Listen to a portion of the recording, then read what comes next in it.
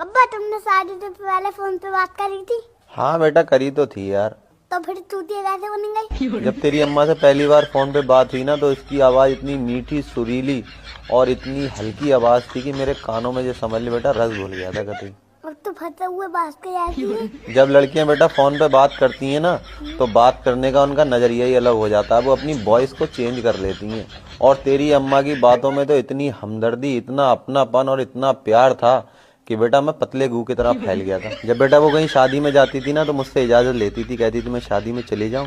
अगर उसे रिश्तेदारी में कहीं जाना है तो भी मेरी इजाजत लेती थी। अगर यहाँ तक कि छत पे भी चढ़ना होता था ना, तो मेरी इजाजत लेती थी।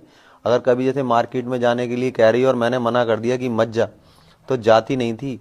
बेटा अब बताओ, किसी इंसान को बाल्टी भर प्यार ना मिला हो और उसे फिर समंदर भर प्यार मिल जाए, तो बताओ क्या करेगा। एक बार मैंने तेरी मम्मा से पूछ लिया, अगर मैं मर गया तो तू क्या करेगी। ज्यादातर लड़के ये बेटा पूछ ही लेते हैं कि अगर मैं मर गया तो तू क्या करेगी। पता उसने क्या ड्रामा करा था? पूरा दिन रोटी नहीं खाई थी। बोली अगर तुमने आज के बाद ऐसी बात करी तो समझ लेना मैं तुमसे कभी बात नहीं करूंगी। कभी किसी रिश्तेदार से तो पूछा होगा? जब भी रिश्तेदारों से बेटा मैंने उसके बारे में बात करी, तो सबने एक ही बात बोली कि लड़की तो गाय है, गाय। तुमसे चल के कहा कि तुम्हारी गाय अन्नू बकरा कैसे बन गई? मैं बेटा गया था, मैंने उनसे कही, मैंने कि तुम तो कहते थे कि लड़की गाय है, गाय। तो बोले बेटा हम तो अब भी कह रहे हैं लड़की गाय है, लेकिन तुमने सुनी कहाँ थी पूरी बात। हम तो ये कह रहे थे कि मर